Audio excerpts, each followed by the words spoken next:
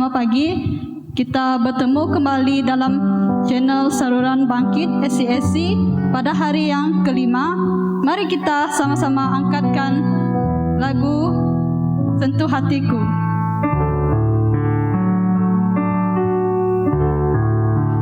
Betapa aku mencintai segala yang telah terjadi,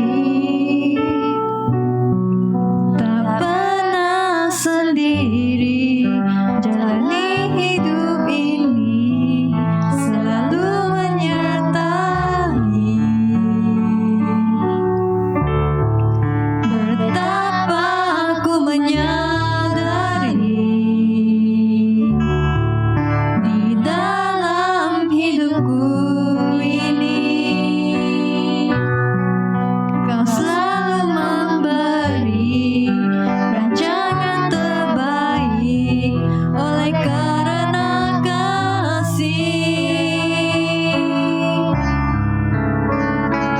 Bapa, sentuh hatiku, ubah hidupku menjadi yang baharu, bagai emas yang murni. Kau membentuk rencana hatiku.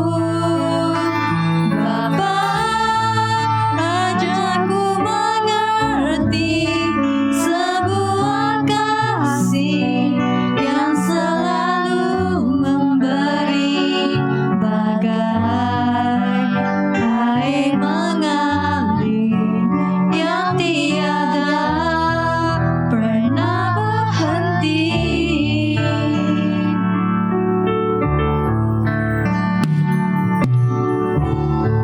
Betapa aku mencintai segala yang telah terjadi,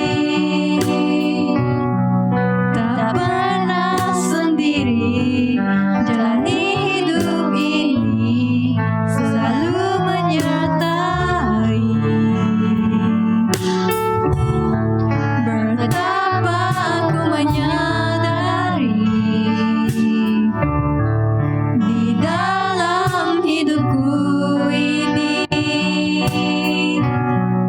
Kau selalu memberi rancangan terbaik oleh karena kasih. Bapa, sentuh hatiku, ubah hidupku menjadi yang baharu, bagai emas yang murni. Kau membentuk rencana hatiku. Bapa, ajarku mengerti sebuah kasih yang selalu memberi, bagai air mengalir yang tiada pernah berhenti.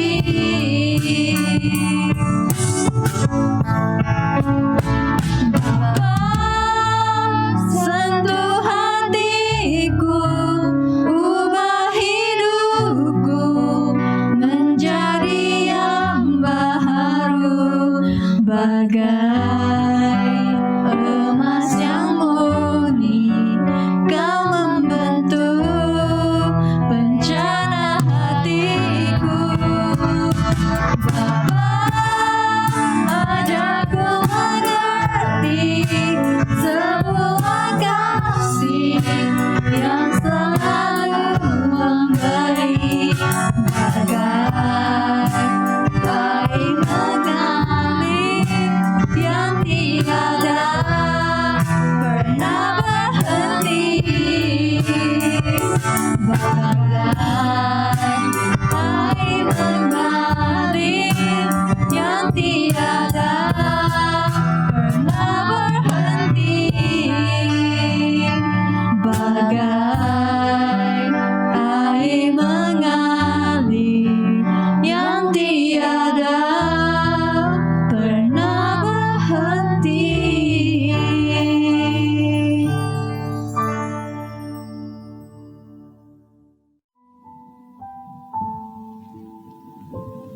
Shalom, selamat pagi.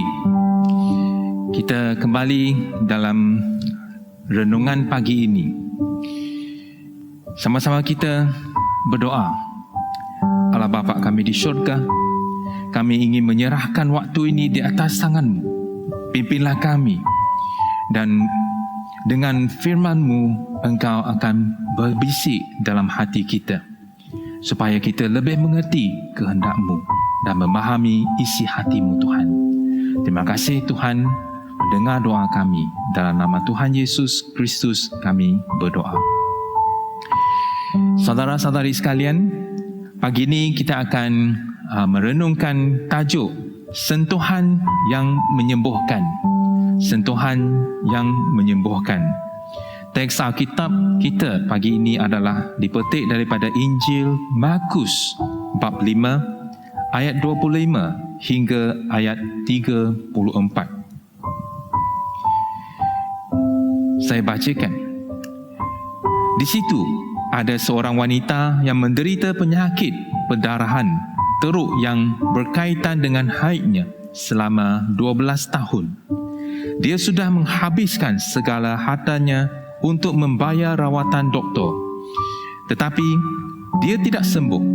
Malahan semakin parah keadaannya. Wanita itu telah mendengar banyak hal tentang Yesus. Oleh itu, dia datang ke tengah-tengah orang ramai dan mendekati Yesus dari belakang. "Jika aku dapat menyentuh jubahnya," kata wanita itu dalam hati, "tentu aku akan sembuh." Dia menyentuh jubah Yesus dan seketika itu juga pendarahannya berhenti. Wanita itu berasa dirinya sudah sembuh. Pada saat itu juga Yesus menyedari ada kuasa yang telah keluar daripadanya. Yesus berpaling kepada orang ramai dan bertanya, "Siapa yang menyentuh jubahku?" Pengikut-pengikutnya berkata, "Lihatlah, orang berasap-asap di sekeliling guru. Mengapa guru bertanya, siapa yang menyentuh guru?" Tetapi Yesus memandang di sekelilingnya untuk mencari orang yang telah menyentuhnya. Wanita itu tahu akan apa yang telah berlaku pada dirinya. Dia gemetar kerana takut, lalu sujud di hadapan Yesus dan memberitahu dia segala-galanya. Yesus berkata kepada wanita itu, "Hai anakku, kerana kamu percaya kepadaku, kamu sembuh. Pergilah dengan sejahtera. Kamu sihat sekarang." Saudara-saudari, catatan ini menceritakan seorang wanita yang telah mengalami pendarahan yang teruk selama 12 tahun. Dan dalam cerita ini menyatakan bahawa dia telah menghabiskan segala hartanya untuk merawat penyakitnya. Tetapi ubat-ubatan doktor-doktor langsung tidak dapat menyembuhkan penyakit. Dari segi undang-undang keagamaan, dia sebenarnya dianggap sebagai najis ataupun tidak suci secara fizikal. Sebab dalam catatan Imamat bab 15 ayat 25 hingga ayat 27 menyatakan, jika seorang perempuan mengalami pendarahan selama beberapa hari di luar masa haidnya, atau jika pendarahannya belum berhenti sesudah masa haidnya yang biasa, dia menjadi najis selama pendarahan itu, seperti pada masa dia haid. Setiap tempat tidur yang ditidurinya atau apa sahaja yang didudukinya pada masa itu pun menjadi najis. Sesiapa yang menyentuh benda itu menjadi najis dan mesti mencuci pakaiannya dan mandi. Orang itu tetap najis sehingga matahari terbenam. Kita boleh nampak wanita ini disebabkan penyakitnya, pendarahannya yang tidak berhenti. Dia kalau mengikut undang-undang secara keagamaan, dia memang dikecualikan. Dia dikecualikan daripada kalangan sosial orang Yahudi. dia memang sangat ingin Yesus untuk menyembuhkan penyakitnya. Walaupun dia tahu bahawa menurut hukum-hukum ini, ketika dia menyentuh Yesus, pendarahannya akan menajiskan Yesus Kristus. Tetapi dengan iman, dia menghulurkan tangannya dan menyentuh jubah Yesus. Kita tahu bahawa penyakitnya telah disembuhkan. Dia merasakan bahawa penyakit ataupun pendarahannya sudah berhenti. Saudara-saudari sekalian, kadang-kadang kita juga merasakan bahawa kesukaran masalah kita akan memisahkan kita daripada Tuhan. Tetapi Tuhan sentiasa bersedia untuk membantu kita. Oleh itu, jangan biarkan ketakutan kita ini menghalang kita daripada mendekati diri kepada Tuhan. Yesus tidak marah kerana perempuan ini telah menyentuh jubahnya. Yesus tahu bahawa wanita ini telah menyentuh dan penyakitnya telah disembuhkan, sebab Yesus dia merasa bahawa ada kuasa yang telah mengalir keluar daripada tubuhnya. Pada ketika itu, Yesus berhenti untuk bertanya, siapa yang telah menyentuh jubahnya? Pertanyaan ini adalah untuk mengajar murid-muridnya tentang iman seseorang. Walaupun penyakit wanita itu sembuh pada waktu dia menyentuh jubah Yesus, tetapi Yesus mahu murid-muridnya dan juga wanita ini tahu bahawa penyakitnya dapat disembuhkan bukan kerana semata-mata dengan sentuhan dia saja.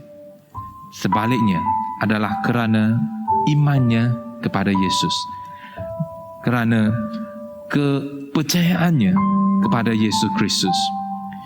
Jadi iman yang sejati dan benar harus disertakan dengan tindakan. Jika iman kita tidak menyebabkan kita untuk bertindak ataupun mengambil tindakan, kita boleh dianggap tidak memiliki iman yang benar. Saudara-saudari yang dikasihi, ketika kita menghadapi kesukaran, adakah kita membazirkan masa untuk memikirkan jalan penyelesaian sendiri? Atau adakah kita bermati-matian meminta pertolongan Yesus seperti wanita ini? Perbuatan wanita ini adalah ungkapan iman. Bagaimanakah kita boleh menunjukkan kepercayaan kita terhadap tingkat tindakan kita ini? Saudara-saudari yang dikasihi, wanita ini telah meninggalkan kita satu teladan yang abadi. Kita harus memiliki iman seperti wanita ini. Dia kata, jika aku dapat menyentuh jubahnya, tentu aku akan sembuh. Jadi ini adalah kepercayaan dan iman wanita ini. Kita harus memiliki iman seperti wanita ini dan memperoleh kuasa penyembuhan daripada Tuhan Yesus Kristus. Apabila kita menghadapi banyak masalah yang menyusahkan kita, janganlah kita bergantung pada kecerdasan terhad kita untuk mencari doktor yang terkenal dan juga membelanjakan wang yang banyak untuk sesuatu perkara tertentu, sehingga terlupa untuk datang kepada Yesus dan menyentuh Yesus. Jangan lupa bahawa iman kitalah yang disertakan dengan tindakan doa. Apa yang dikatakan akan membawa perubahan dalam kehidupan kita dan juga kepada orang lain. Seperti apa yang telah dikatakan oleh Yakobus dalam suratnya. Surat Yakobus bab 5 ayat 15. Yakobus kata, doa yang diucapkan dengan iman akan menyembuhkan orang sakit itu Tuhan akan memulihkan kesihatannya dan dosa yang sudah dilakukannya akan diampunkan. Saudara-saudari sekalian, mari kita berdoa. Adakah kamu sekarang diganggu oleh sesuatu kesukaran atau masalah? Jika ada, bawalah dan serahkannya kepada Tuhan.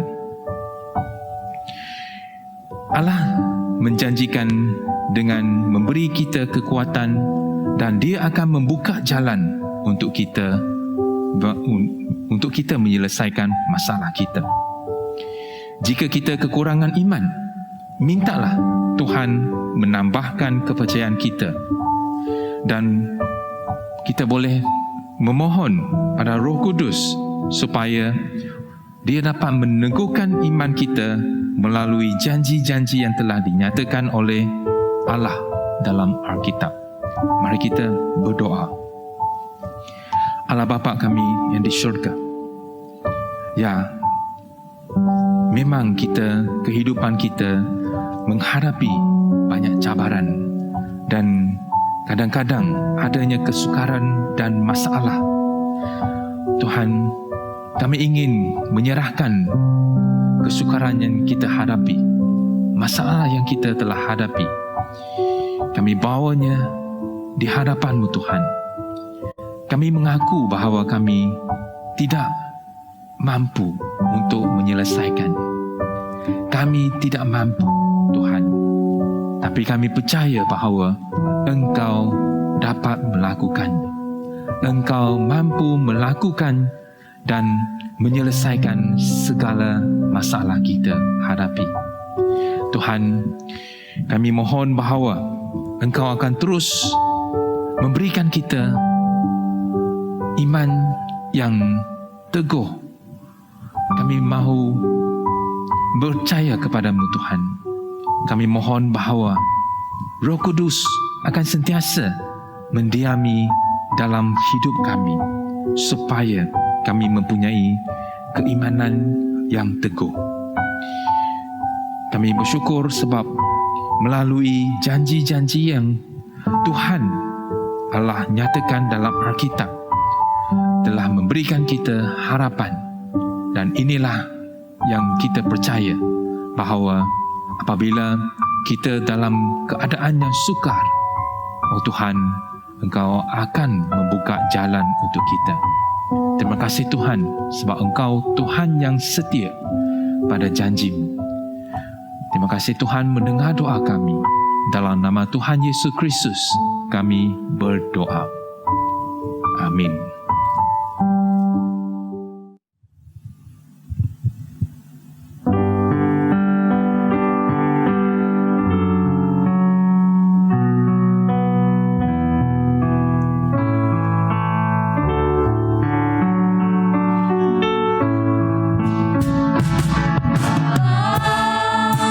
Sentuh hatiku, ubah hidupku menjadi yang baharu, bagai emas yang murni. Kau membentuk rencana hatiku, ajarku mengerti sebuah kasih yang selalu memberi. Air mengalir yang tiada pernah berhenti.